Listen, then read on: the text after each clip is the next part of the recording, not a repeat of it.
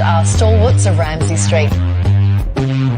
She had a violently bad reaction to her last COVID shot. And, although she's really down to the count.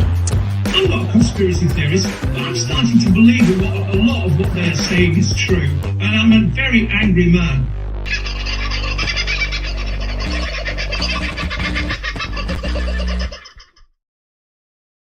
Hey folks, he's a very angry man, probably has every right, and there is a whole heap more to that story, all to do with Mark Hancock, of course, in the UK, and the files, the WhatsApp files that have been allowed out from there. Got to say, bloody hell, it's blowing it wide open in the UK. It's being blown wide open everywhere at the moment. Few things to talk about.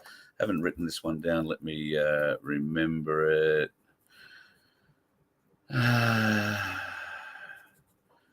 Sorry, right. Just want to remember to talk about Britain versus Russia, because that's about all that's going to be left out of NATO. I think you find now that NATO are backing off their support of Ukraine. Now, they're not backing off their vocal support, but they are backing off their financial support because they haven't got any money. Why haven't they got any money? Well, that's got a bit to do with what we've been saying, I think, about the fiat system. And if you're looking around at what's happened in America today, then it certainly looks like there has been some, fairly significant trading changes. A lot of that has to do with the USDC, which is tied up with the issuer of that digital coin, which I believe is called Circle, and their $40 billion investment in a bank called the Silicon Valley Bank. Now, the Silicon Valley Bank went down yesterday, and while they did nearly manage to get all of the $40 billion of the Circle USDC out of it, there's $3.3 billion that have been tied up in it. Now the doors are locked. So there has been a pause put on the US digital currency or digital coin at this point by the largest currency exchanges. And I believe one of those is something called Coin something. And, anyway, you'll know them because you're into that kind of thing. But for the interesting thing for me was this. Now, I don't know you're going to be able to see that graphic. I can't blow that up anymore, unfortunately. But if you look down that list, this came out first thing this morning, and that's every banking institution, or that's every red line is a new banking institution, and just about all of them are named there. I'm sure there's a second page to that. And now these are smaller linked banking institutions, financial institutions that are linked to larger banks. They have not passed what would be the compliancy, the Basel III compliance test that they have to reach, and it shows they show no signs of being able to do that. So a lot of them are bowing out gracefully and giving their customers time. They're saying, "Oh, look, we're closing the doors." Interestingly, most of them are closing the doors before March the 20th. So they're trying not to create a run, but there are a lot of banks, I guess, kind of like our credit unions in America, in and across America. Now, some of those institutions have their own independent backing, I'm led to believe, but some of them, obviously like ours, are tied up to other major banks. For instance, if you're with Westpac or you're with St. George, you'll know that Westpac are the parent bank for that. I'm not sure these days who owns Bank of Queensland or who owns, I want to say Suncorp, Bank of Melbourne was another one floating around years ago. Credit unions, well, they have some sort of link to bigger financial institutions because they are by nature smaller and work for smaller groups. So that's essentially what we're seeing in that red list there. But it started, and I haven't followed Charlie Ward in a long time. But all of a sudden today, I started getting bombarded, and here he is. Hi guys, I don't want to have to say I told you so. There's a run on the banks. I've been telling you for 2 to 3 years now to be wise, to put your money into gold and silver. For those people who are listening, well done. For those who don't, it's your choice. But we're now about to see the collapse of the banking system, the stock exchange, everything. I've been trying to tell you, it's time to take action. It's time to listen to people who know what they're talking about. I've done so much research on this. I get up at 3 to 4 o'clock every morning to try and find out what's going on for you. Please, please, please listen, because don't leave it too late. There's people in America who've woken up today and realised that their money's all gone because they didn't listen. Maybe they didn't have the opportunity. You've got the opportunity. Don't make the mistake that lots of people are now doing, losing lots and lots of money in America. And this is the first domino. They'll all fall. Wait and see. This is the start. So, I guess the question one has there, my question is, A, is that the real Charlie Ward? I don't know Charlie's business. I don't know. A lot of people have sent me emails about, various different portions of his life. If you know anything about Charlie Ward, you know he's had a colourful life. There used to be a TV show on the ABC years ago that was about a couple of East End guys, I don't know, who were car dealers come, not loan sharks, but one of them was called Arthur. And Dennis Waterman was in the show. Can't think of the name of it. But anyway, it was a bloody funny show from memory. Strikes me as a bit of one of those characters, or maybe one of the characters out of Lock, Stock and Two Smoking Barrels, or a Guy Ritchie movie.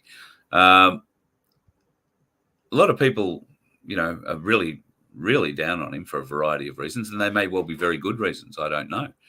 I would simply say, as I did to somebody the other day, when I was hounded because I had the audacity to even bring up his name, I simply said, what if he is all the things you say he is? What if he's, the guy who's been flying around the children, or he is the guy who's been flying the money, shifting it between one dark place and another, which he pretty much admits he is. So, or did at any rate.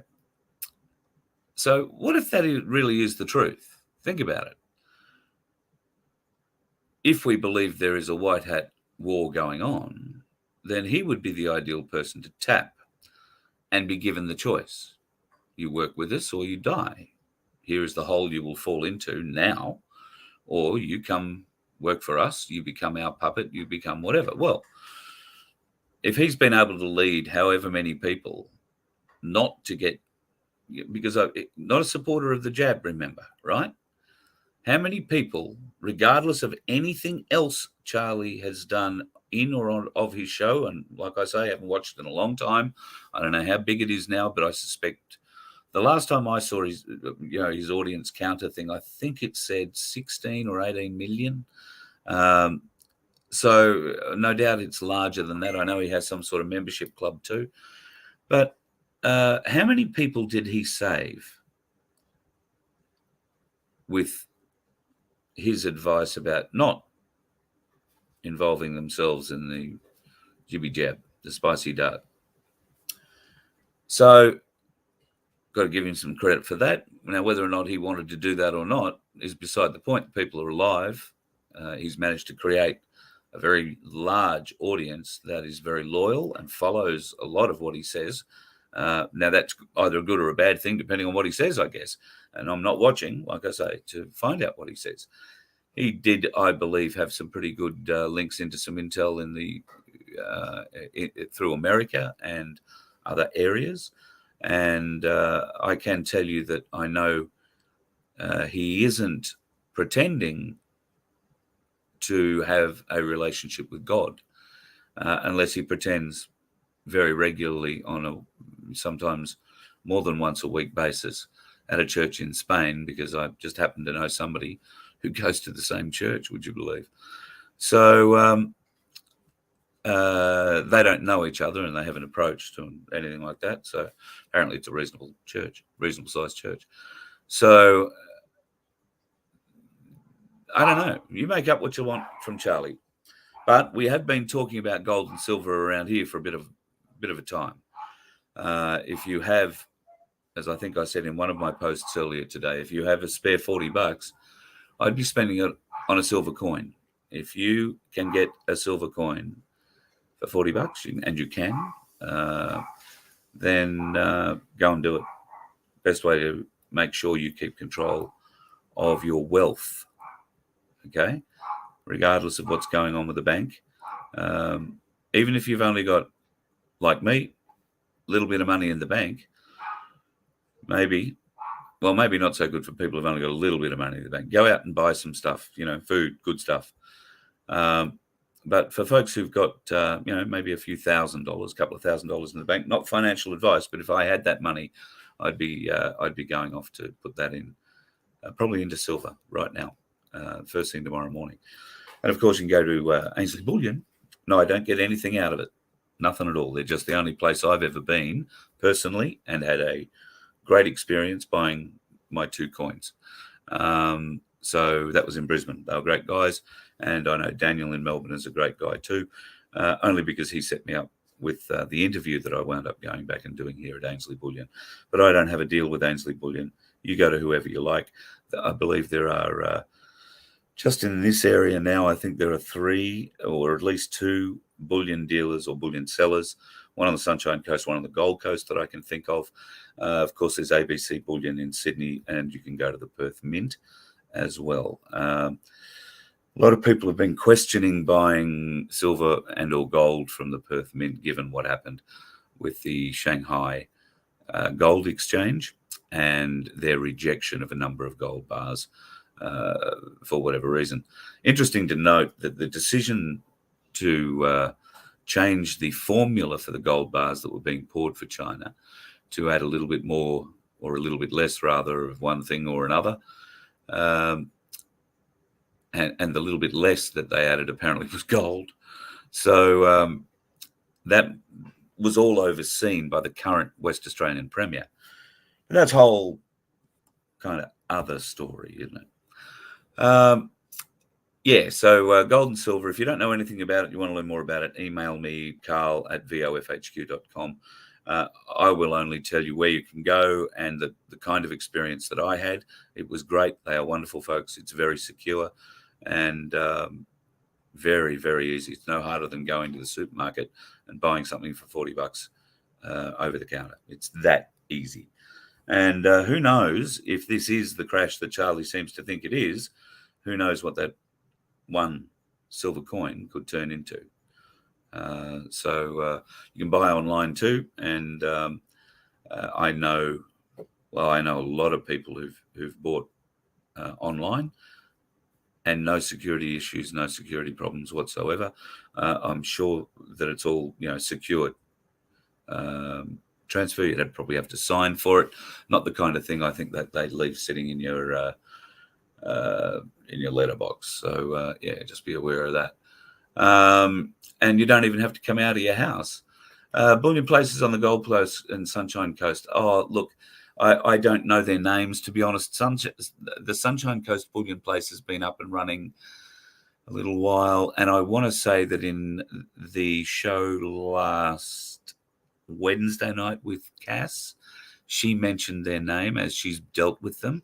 I'm not sure if that was the Sunshine of the Gold Coast, but she's dealt with them and bought bullion through them. Look, if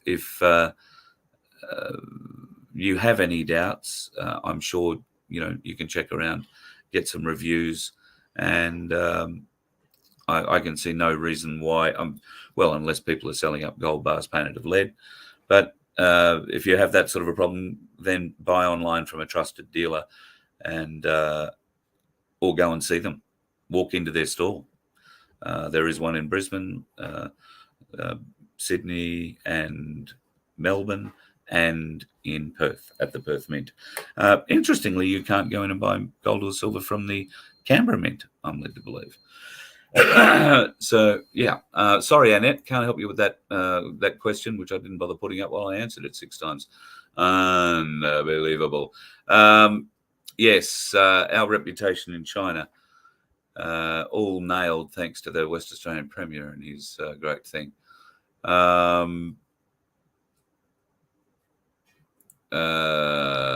Get Bosie in and get it sorted. Yep. Well, we had a great lunch today again with the man himself, John Wilson. Oh, that's what I didn't do. Hang on. Let me see if I can.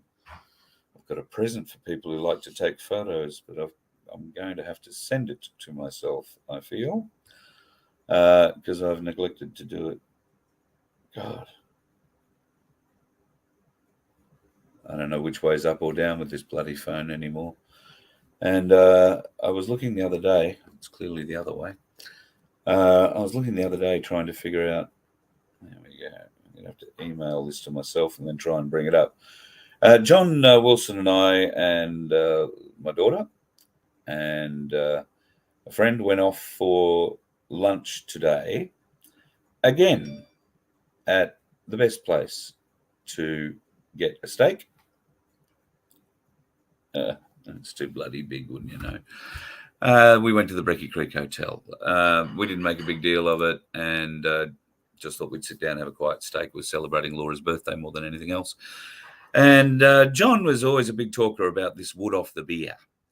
Wood off the beer? Beer off the wood, I beg your pardon. The Breakfast Creek Hotel, for those of you who don't know, is the only pub, I believe, left in Australia that has beer off the wood, a wooden keg. And they tap one at midday every Sunday. And if there are enough people around and get enough enjoyment out of it, they'll tap another one. But part of the reason I think John enjoys going there so much is that his father is responsible for the wooden kegs still being delivered to the Breakfast Creek Hotel. And the story of that, as well as John's father's ashes, are on the wall in the main bar. So there is a little bit of history there at the Brecky Creek Hotel. And today I was determined to see how they spiked the keg, because it's real old-time stuff. So we arrived, 15, 20 minutes early and thought we'd have a beer and stand around and watch whoever got to do it. And the time came, the fella said, "Anybody want to do it?" And I said, "Yeah." So I got to spike today's keg at the Breakfast Creek Hotel. It was a great photo opportunity, and I don't know how many skulking, fiends in the background were around to take the photo. But I have a video of it that Laura took. I think it shows you my back really well. But I would have shared it if I'd have thought about it earlier. I beg your pardon. But we'll figure it out. I'll have it for another show. Once again, lovely lunch and great company, and it's good to see John looking so well at the moment too. We had a great long discussion about gold and silver. John is a big fan of all of that. He has invested in a little bit of it. Who knows how much, but encourages everybody, including me, at great length today to be involved. So what can you lose out of it? Very little. And I believe at this point in time, the prices for gold, or at least, are a little bit lower than they have been in the recent past. I can tell you that the 2 coins that I bought when I bought them have gone up $1.50 now if you buy the same coin, not quite $1.50. So that's, I guess, a good thing because I haven't had them very long. So it goes to show that even if it is in a bit of a downward cycle, it's still up from where I got it from. Yep, yeah. My first experience with any of this, so you can see I'm heavily invested at 2 coins. We'll see what it turns out to be. I mean, some folks have been very nice and given us some other coins along the road. So by no means enough to fill up a little plastic cup. I'm looking forward to the day when I can get one of those little plastic cups filled with them. I think there's 25 in those cups because they look very cool when you shake them, I believe. Oh, the Larrikins are in town tonight. We've been having great discussions recently, the Larrikins and I, and I will share the reason why we have been having those discussions. In fact, just before the show began, I was having a chat with the grounds folk from. I'm trying. Just give me a second here. I'm trying to find this bloody. Did I stop it? I couldn't have stopped it. I wouldn't have been that silly. Oh no! Look at that. I've just got to. No, that is ridiculous. Show me what's going on here. Let me get rid of Charlie. Let me get rid of that. And you know what? This is just getting ridiculous. I want to talk about Michelle Lee. And I had all this marvelous tracking stuff laid up to show you. And it has disappeared off the face of God's green one. Don't you just hate that? Let me see if I can bring it up again. So at the moment, just talking to Molly, who is the ground crew, if you like. Michelle is about between 650 and 670 odd nautical miles off Cairns.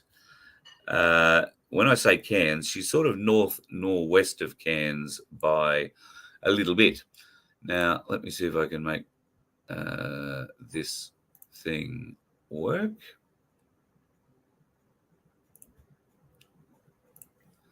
That looks like it. Right. So you guys should be able to see that, I hope, now. So that'll give you an idea of where she is. And if I scroll this out, you can see, hopefully, I might have to put that over there, maybe, so I can see what's going on here. Oh, no, good. You can see it. So you can see she has traveled quite a distance. And as I was saying yesterday, she sort of went south off her original plot. The plan originally was to start from further up here at San Francisco and head for Sydney, but because of unjabbed status, she wasn't allowed into California. Still the case, I believe, or anywhere else in America. So she was pushed south, and Roger has rerouted her, took a nice little right-hand turn, got to stay on track for a day or two, and then got pushed way north. She's had to fight her way back through the currents, and there we are right now. Now, if I change that view, I didn't close that, did I? No, good. I do have another one to share with you, which is probably going to give us more of an indication of how hard. Okay, maybe I need to just bring that over there too. That's what I want to share. Things are going. This is coming off windy.com, and this is the wave heights that we're looking at here at the moment. So just zooming in, not going to see her at all, but we're looking at a 1.3 meter wave height. And that is about approximately where she is bobbing around at the moment. Obviously, it's dark, and she's not going too far in the night. What we're really probably hopeful of is wind. And at the moment, the wind, well, it's sort of coming off the back of these cyclones that have been further south of her. Hopefully, that's starting to die down. She's had some clear days recently and has been able to make some reasonably good mileage. So she's heading coastwards, folks. I hesitate to say that she is heading to Cairns, but at this best bet, we're saying Cairns, but anywhere south of Cairns. Somebody rang me the other day and said, I don't know, mate, she might get pushed up north yet. You might have to go up to Cooktown. If that's the case, then there's a couple who've already been in contact with me from Cooktown who want to know when she's coming to Cairns and want to come down. So hang on, folks. We might all be coming to your place at Cooktown. It could be a lot of fun. What Michelle is doing is simply a staggering effort, an unbelievable, superhuman effort. And there is drama mixed into it like you will not believe. And one day we'll tell you the story about that. Last night, if you watched the QSI show last night, I gave a plug for the white hats, which, give me a moment. These white hats. Now I'm not going to hold them up again because turns out there is a scammer, one of these cooker watcher types, who's decided to take a rip out of last night's show and put his own merchandise tag over the top of it by the sounds. I don't think it's real, but be aware there is only one way to get these hats, and that's to email me. So email me at carl@vofhq.com. If you are buying them off anybody else, the proceeds of that isn't going to the woman who needs it most, and that is to help her get medication for treatment she desperately needs. So I don't know what sort of low life hijacks or tries to hijack somebody trying to help someone who's dealing with a serious disease and is trying to raise money because they're maybe not as fortunate as others and need to afford a fairly significant sum every month. So what sort of low-lying scum, filth, does that? They do it on a political satire page, apparently. Satire. So you're laughing and you're happy to try and rip off people with a severe medical condition who are trying any way they can, because others have let them down, to raise a few bucks. Not 1 cent of this is coming to me. Not 1 cent of it is coming to the Voice of Freedom. Not 1 cent. I will pass every bit of it on, except the postage, because it has to be that way. This woman stumped up everything for these in the hope that it was going to help her. And, just got let down. I'm glad that I can help. But then scum like the bloody cooker watcher wanker is ripping it off, trying to divert, be divisive, gutless, weak, really disgusting. What sort of morals do you have? Anyway, that's all I'm going to say about it, because just don't email me. If you want to buy something, email me. Vince and I, we're figuring out a way that, well, we know how we're going to do it, but email me if you want a hat. I have 160 of them. There aren't too many more above that available. I don't know the exact number, and I haven't spoken with the lady concerned, but I'll probably get my hands on those if we run over 160 orders. Thank you to those who've already emailed me. I haven't even looked at them because I'm keeping them for a reason. As soon as those hats arrive, and that hopefully will be this week, then I will begin mailing them out. And to mail them out, you will get a way to pay for them. So that's what will happen this week. Fingers crossed. All things going on. So, yeah. I don't know, Redneck. Yeah, I am. Maybe I am. Are you a cooker watcher, Redneck? Because I haven't watched the chat at the moment, but I'll tell you all now. I don't care what the trolls say, think, or feel. I won't bother acknowledging them in future. They have nothing to say. They have nothing to offer except bullshit and division.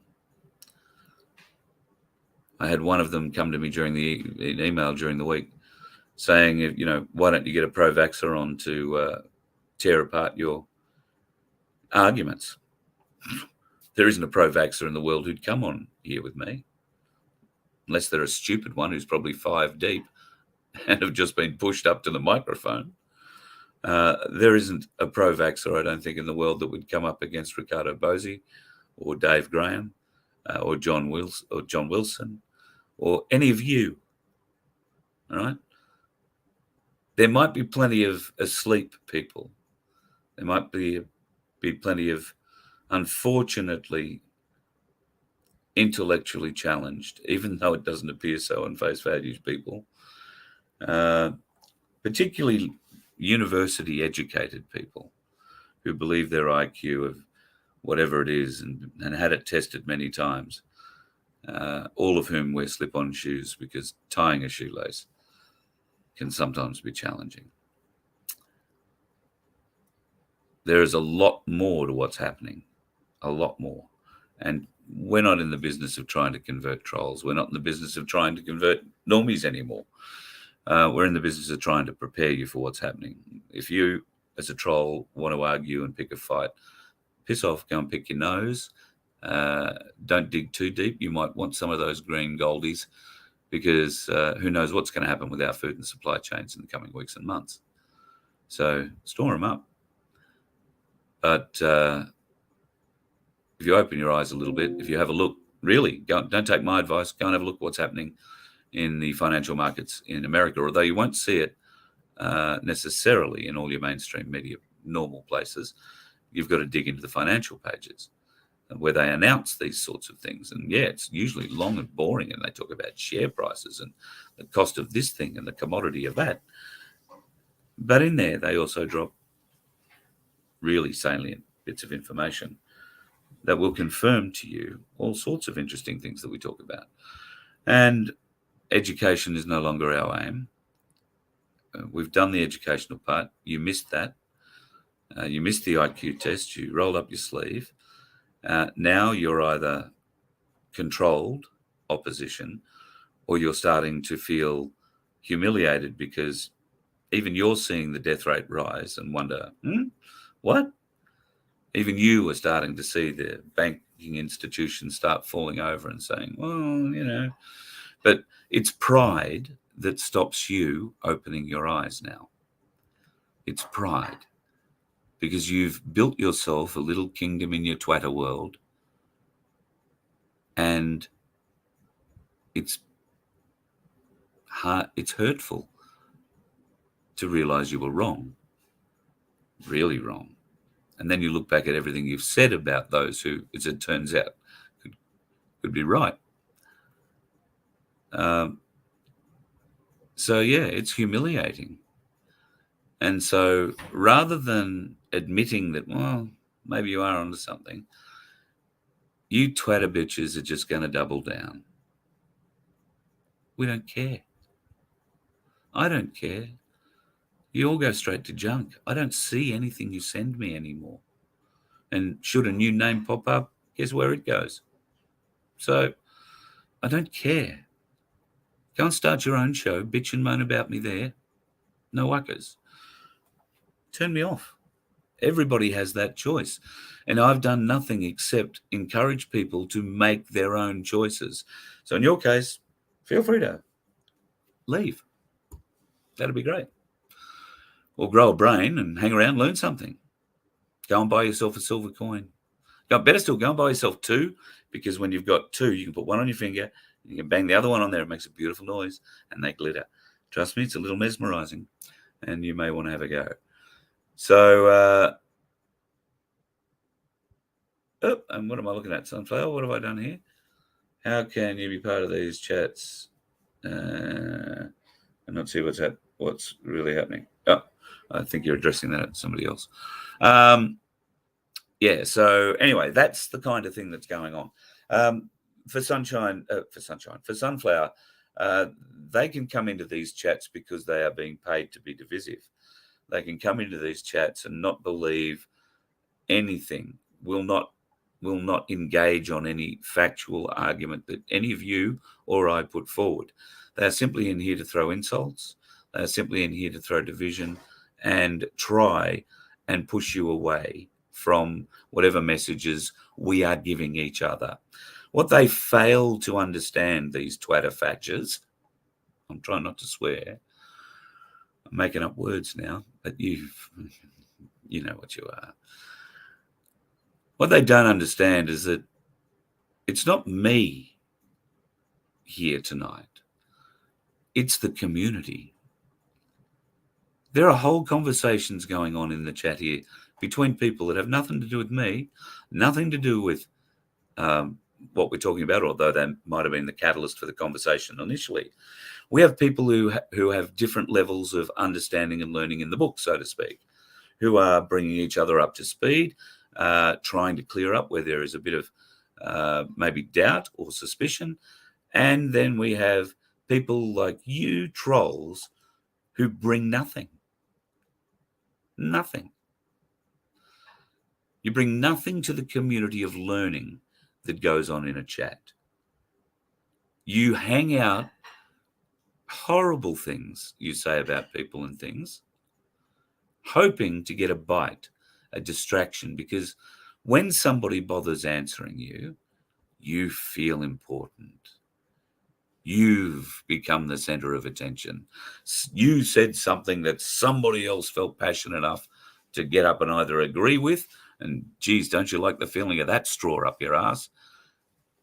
But better still, they don't agree with you, because then all the people who blew air up your ass in those straws all of a sudden get to see you elevate yourself magically into the air and put forth another absolutely woeful argument, personal attack, piss, witch, and binge, rather than any factual rebuttal.